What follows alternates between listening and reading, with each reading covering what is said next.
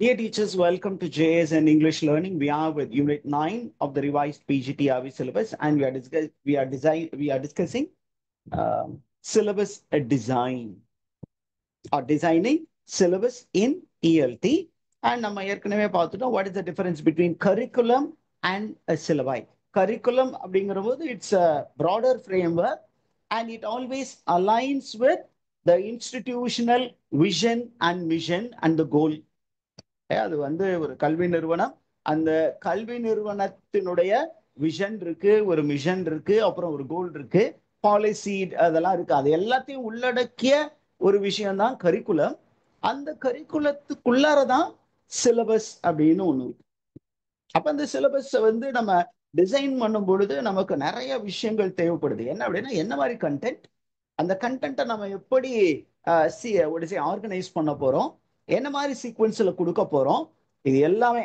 அதே மாதிரி அந்த லேர்னருடைய நீடுக்கு அது உகந்தாற் போல இருக்கிறதா அப்படின்லாம் பார்த்தாலும் நம்ம என்ன பண்ணணும், ஒரு சிலபஸ் அப்படிங்கறத ஃப்ரேம் பண்ணும்போது first we should have objective, learning objective.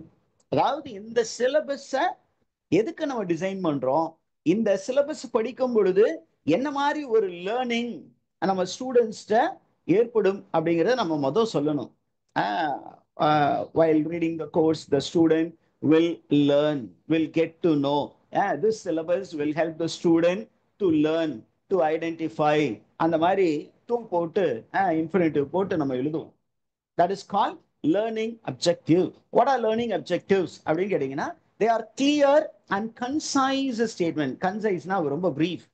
Clear statement, concise statement that describe what learners are expected to achieve at the end of the course or at the end of every lesson.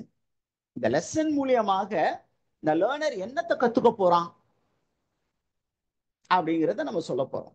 So, learning objective focus on intended learning. What do you mean by intended? எதிர்பார்க்கக்கூடிய அந்த கற்றல், என்னத்தை கத்துக்க போறான். Okay, so the teacher கிட்ட ஒரு aim இருக்கு, ஒரு விஷன் இருக்கு. அந்த எய்ம், அந்த விஷனை அந்த ஸ்டூடெண்ட் கொண்டு போய் சேர்க்க முடியுதா, அந்த பாடத்தின் மூலியமாக அந்த கண்டென்ட்டை டீச் பண்ற மூலியமாக ஒரு விஷயத்த அந்த ஸ்டூடெண்ட் கிட்ட கொண்டு வர முடியுதா அப்படின்னு பார்க்கணும். அப்ப இந்த பாடம் முடிக்கும் பொழுது அவனுக்கு இந்த திறன் கிடைத்திருக்கும் அப்படிங்கிறத நம்ம சொல்ல போறோம்.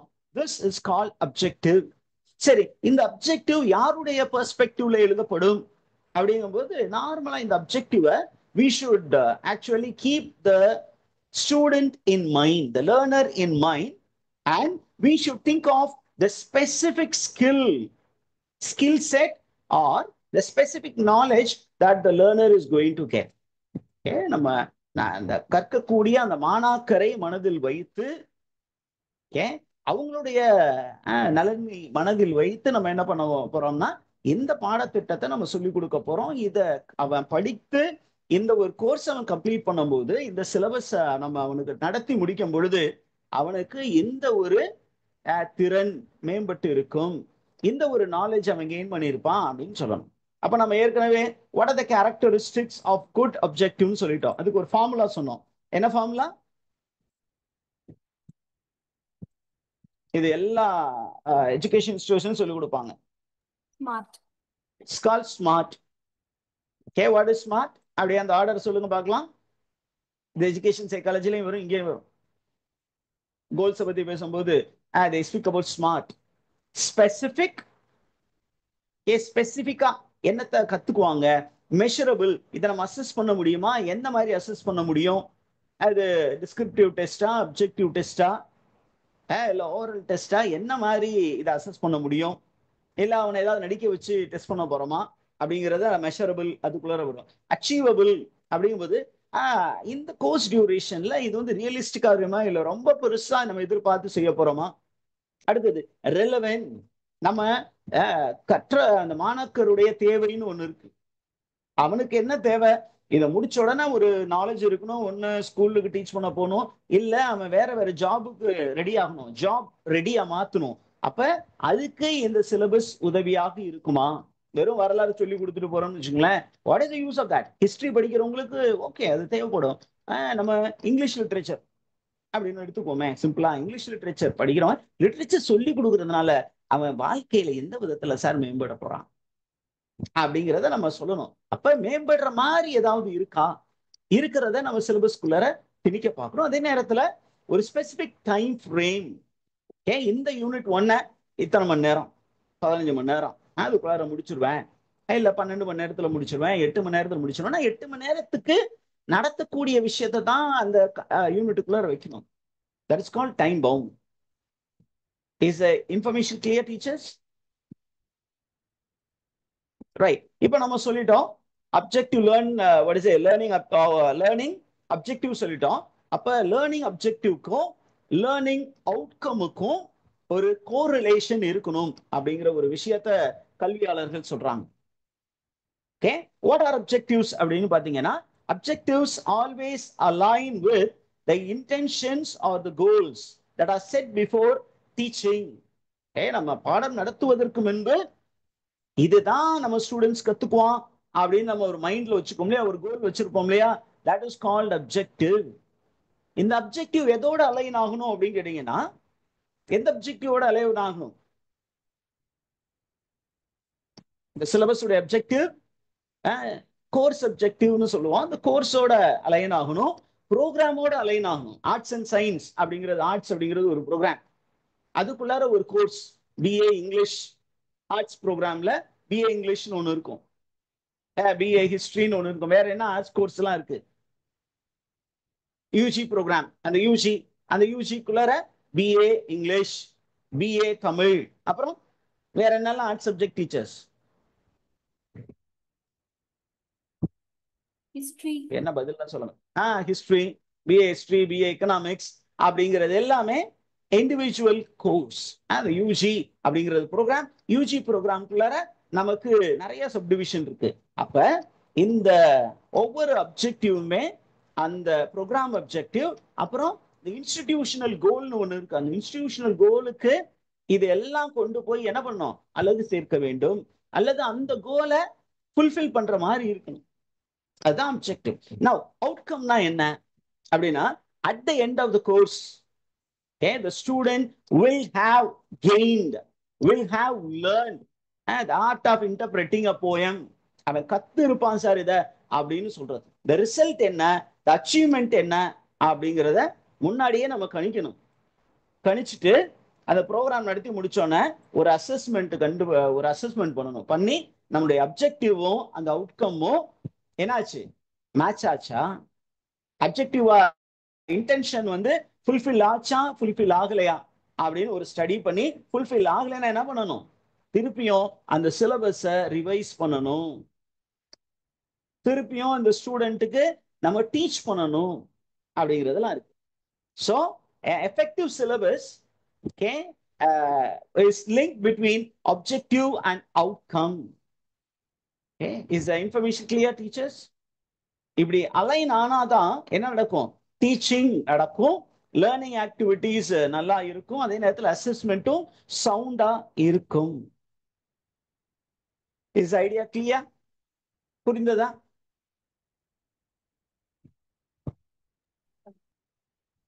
Now, why are objectives and outcomes important? எதுக்கு சார் இது தேவையா அப்படின்னு கேட்டீங்கன்னா, ஆமா, அப்ஜெக்டிவும் அவுட்கமையும் முன்னாடியே நம்ம மைண்ட்ல வச்சுக்கணும். வச்சுக்கிட்டா தான் என்ன இருக்கும், it will, the teacher and the student both will have clarity and both will have focus. Okay, இதை தான் நான் பண்ண போறேன், இந்த டைம் ஃப்ரேம்குள்ளார இதை முடிச்சாகணும், இதை முடிக்கும் பொழுது என் மாணவர்கள் இதை கற்றிருப்பார்கள். அதே நேரத்தில் ஸ்டூடெண்ட் என்ன பண்ணுவான், ஆமா இந்த டீச்சர் நடத்த போறாங்க, இதுதான் அவங்க நம்ம கிட்ட எக்ஸ்பெக்ட் பண்றது, இதை நான் கத்தே தீரணும் அப்படின்னு சொல்லுவான். அதே நேரத்தில் இந்த அப்ஜெக்டிவும் அவுட்கமும் it will help in designing assessment. அசஸ்மெண்ட்னா எவாலுவேஷன். ஓகே, அப்ப அக்யூரேட்டா whether learning has taken place அப்படிங்கிறத நம்ம மெஷர் பண்ண போறோம். இந்த குவாலிட்டேட்டிவ் மெஷர்மெண்ட், குவான்டிடேட்டிவ் மெஷர்மெண்ட்லாம் இருக்கு, அதெல்லாம் அப்புறம் வரும். அது ரொம்ப ரொம்ப டஃப்பான விஷயம், அந்த ஏரியாவை நம்ம கேட்கல, நம்ம வரும்போது லைட்டா டச் பண்ணிட்டு போவோம். ரெண்டாவது, this objective and outcome will make or ensure that the syllabus is focused and coherent. அதே நேரத்துல நம்ம ஸ்டூடெண்ட் அந்த லேர்னர் மோட்டிவேஷனை என்ஹான்ஸ் பண்றதுக்கு ரொம்ப ரொம்ப உதவும். அதே நேரத்துல ஒரு கரிக்குலத்தை நம்ம எவாலுவேட் பண்றதுக்கு, ரிவைஸ் பண்றதுக்கு இந்த அப்ஜெக்டிவும் அவுட்கமும் உதவும்.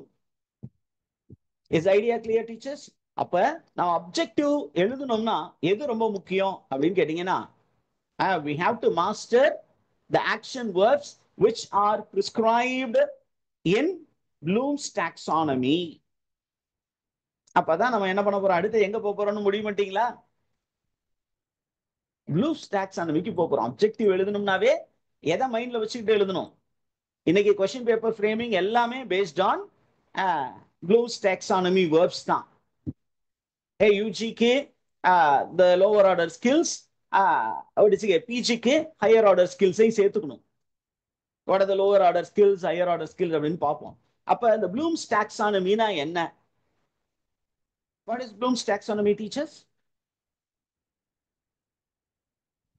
Okay, Bloom's taxonomy is a hierarchical framework. ஒரு ஹையரார்கி அப்படின்னா படிநிலை.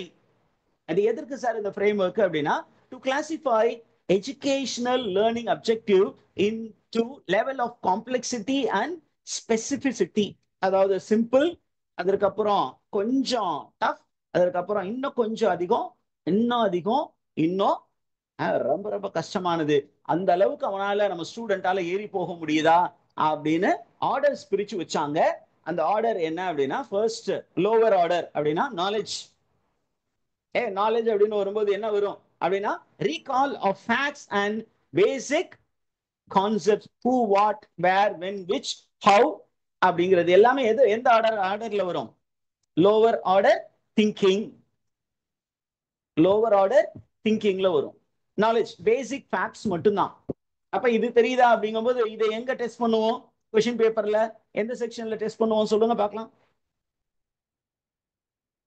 மற்றதுலயும் ரிப்பீட் ஆகும், ஆனா பேசிக்கா எந்த கொஸ்டின் பேப்பர்ல எந்த செக்ஷன்ல டெஸ்ட் பண்ணுவோம்? எல்லாமே பிஎட் படிச்சு முடிச்சுட்டு வந்திருக்கீங்கல்ல, எடுத்தோடனே 1 மார்க் கொஸ்டின் வைப்பாங்களா? Recalling facts, MCQ.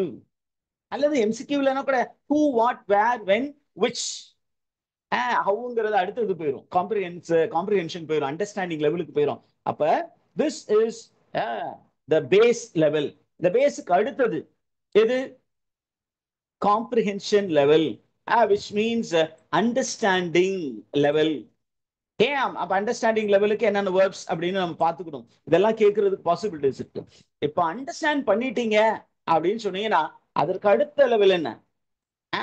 application level. This is the old level which was given by Benjamin Bloom அப்படிங்கிறவர் என்ன பண்ணாரு? அவரும் அவருடைய கொலாபரேட்டர்ஸும் சேர்ந்து 1956ல இந்த 6 படிநிலை அமைப்பை கொடுத்தாங்க. ஆனா 2001ல என்ன பண்ணாங்கன்னா, this was revised by Anderson and Krathwohl. அதை ரிவைஸ் பண்ணாங்க, அதை கொஞ்சம் ரீஅரேஞ்ச் பண்ணாங்க. ஓகே, அப்போ இனிஷியலா பெஞ்சமின் ப்ளூம் 1956ல கொடுக்கும்போது நாலேஜ், நாலேஜுக்கு மேல காம்ப்ரிஹென்ஷன், காம்ப்ரிஹென்ஷனுக்கு மேல என்ன இருந்தது? என்ன இருந்தது டீச்சர்ஸ்? அப்ளிகேஷன், அப்ளிகேஷனுக்கு அப்புறம் அனாலிசிஸ். அனாலிசிஸ் அப்படின்னு சொன்னீங்கன்னா breaking information into parts and exploring the relationship. அப்ப compare and contrast, differentiate அப்படிங்கிற மாதிரி கொஸ்டின்ஸ் எல்லாம் அனாலிசிஸ் பார்ட்ல வரும். இதற்கு அடுத்தது பாத்தீங்கன்னா சிந்தசிஸ் அப்படின்னு ஒன்று. சிந்தசிஸ் அப்படின்னா compiling information in a different வே அப்படின்னா நம்ம புதுசா உருவாக்கு. அதற்கு அடுத்தது எவாலுவேஷன் அப்படின்னு வச்சிருந்தாங்க. அப்படின்னா மேக்கிங் ஜட்ஜ்மெண்ட். இதுதான் அது ஹையஸ்ட் அப்படின்னு இருந்தது. ஆனால் பிற்காலத்துல எந்த வருஷத்துல அதை ரிவைஸ் பண்ணாங்க? 2001ல Anderson and கார்த்தவுல் in 2001 they revised it and they brought some changes. என்ன அப்படின்னு கேட்டீங்கன்னா, they segregated it into lower order thinking skills, lots. Okay, lower order thinking skill. இது என்ன அப்படின்னு கேட்கும்போது lower order thinking skills அவங்க எப்படி சொன்னாங்க அப்படின்னா, these skills, these particular things, they help you to comprehend and recall. They lay the foundation for learning. Learning உடைய ஃபவுண்டேஷனே இந்த 4 தான். எது 4 அப்படிங்கும்போது ஃபர்ஸ்ட் எடுத்தோன்னே அதுக்கு அவங்க பேரை மாத்தினாங்க. என்ன பேர் கொடுத்தாங்க? நாலேஜ்ங்கிறத வந்து ரிமெம்பரிங்னு மாத்துறாங்க. இதுதான் பேசிக். இதுதான் பேசிக். லெட்ஸ் புட் இட் அஸ் பேசிக். இதுதான் ஃபவுண்டேஷன் ஸ்டோன்.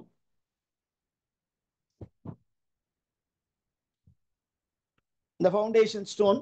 இந்த ஃபவுண்டேஷனுக்கு மேல என்ன வருது? அண்டர்ஸ்டாண்டிங் வருது. அதற்கான வேர்ப்ஸ் எல்லாம் போட்டிருக்கேன், பார்த்துக்கோங்க.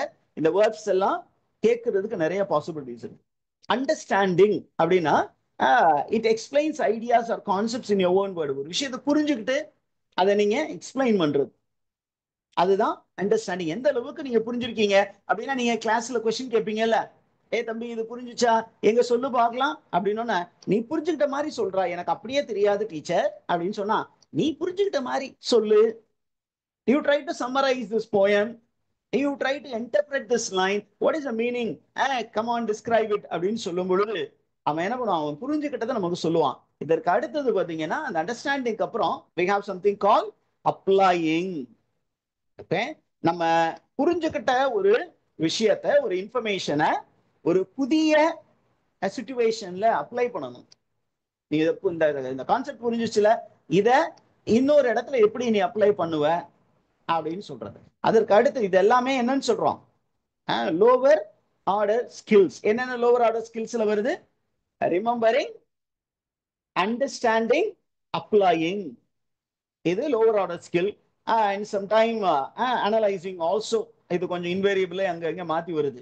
அப்ப ஹையர் ஆர்டர் ஸ்கில்ஸ்ல என்ன வருது அப்படின்னு கேட்டீங்கன்னா, critical thinking, analysis, synthesis, evaluation. அப்ப இந்த கிரிட்டிக்கல் திங்கிங் அப்படின்னு சொல்லும் பொழுது அனாலிசிஸ் உள்ள வந்துருது. அனலைசிங் அப்படின்னாவே ஒரு பெரிய உருப்படி இருக்கு, அந்த பெரிய உருப்படிக்குள்ளார சின்ன சின்னதா நிறைய இருக்கு. அப்ப அந்த பெரிய உருப்படியை சின்ன சின்னதா நம்ம காம்பனன்ட் பார்ட்ஸை பிரேக் பண்ணி, அந்த component parts how they contribute to the whole.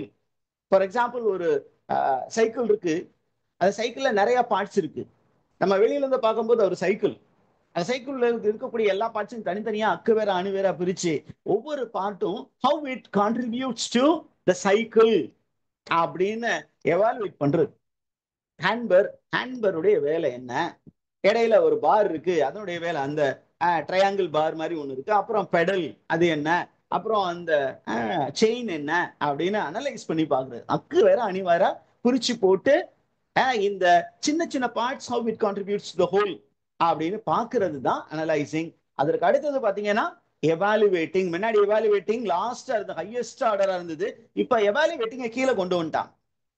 Your ability to justify a decision or a course of action using criterion and reason. உங்களுடைய ரீசனை பயன்படுத்தி உங்களால ஏதாவது ஒரு டிசிஷன் எடுக்க முடியுதா, உங்களால ஒரு விஷயத்தை ஆய்வு செய்ய முடியுதா, அது கீழே ஹையஸ்ட் அப்படின்னு சொல்லும் பொழுது what we should aspire is creating, to make our students become creators, to make them produce something new by the knowledge, understanding, other things that they have learned.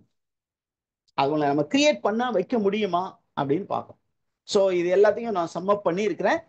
What is the importance of LOTS and HOTS in ELT?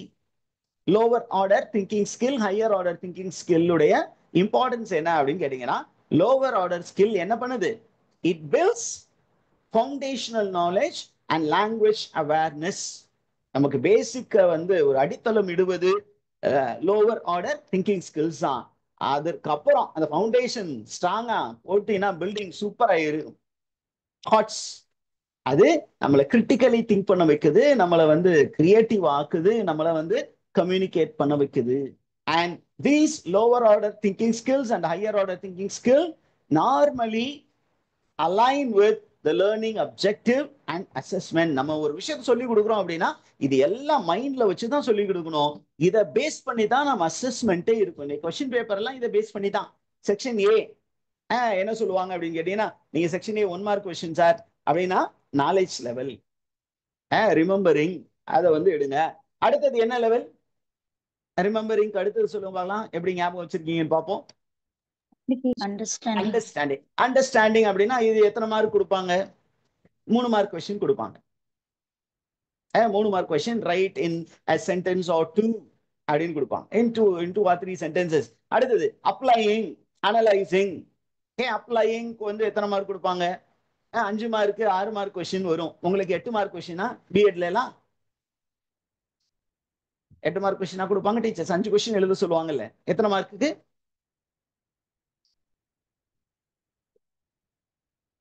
ஒரு section இருக்கும்ல, 5 question எழுத சொல்லுவாங்க.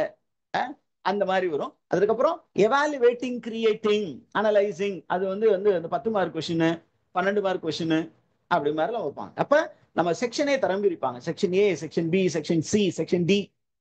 ஒன்னுக்கும் grading இருக்கு. அதை base பண்ணி தான் இது ஃபுல்லாத்துலயும் நீங்க வந்து K1 level, K2 level, K3 level, K4 level, K5 level, K6 level அப்படின்னு பிரிப்பாங்க. K1 அப்படிங்கும்போது remembering, K2 understanding, K3 applying, K4 analysing, K5 K6 அப்படின்னு சொல்லிட்டு இது எல்லாத்தையும் நம்மளால வந்து அச்சீவ் பண்ணியிருக்கோமா அப்படின்னு பார்ப்பாங்க. ஓகே, நவ் இந்த பெஞ்சமின் ப்ளூம்ஸ் டாக்ஸானமி ஒரு 3 டொமைனை வந்து டச் பண்ணுது. லேர்னிங் டொமைன்ஸ் வராதே அப்படிங்கும்போது காக்னிட்டிவ் டொமைன், திங்கிங் ஏரியாவை டச் பண்ணுது. அதுக்கப்புறம் it touches the affective domain. Affective டொமைனா காக்னிட்டிவ் டொமைனா நாலேஜ் பேஸ், அது வந்து நம்முடைய திங்கிங், அதாவது நம்மளால வந்து ஒரு ப்ராப்ளத்தை சால்வ் பண்ண முடியுதா, ஒரு கான்செப்ட் அண்டர்ஸ்டாண்ட் பண்ண முடியுதா, அந்த மாதிரி. அஃபெக்டிவ் டொமைன் அப்படின்னா நம்ம ஃபீலிங் லெவலை டச் பண்ணும். Okay, the third one is psychomotor. psychomotorனா அந்த ஸ்கில் பேஸ்டு டூயிங், அதை டச் பண்ணும். இந்த மூணையும் உள்ளடக்கியது தான் பெஞ்சமின் ப்ளூம்ஸ் டாக்ஸானமி. ஓகேவா? புரிஞ்சதா கான்செப்ட்ஸ்?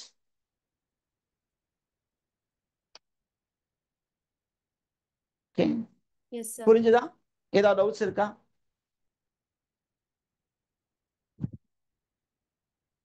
ஓகே.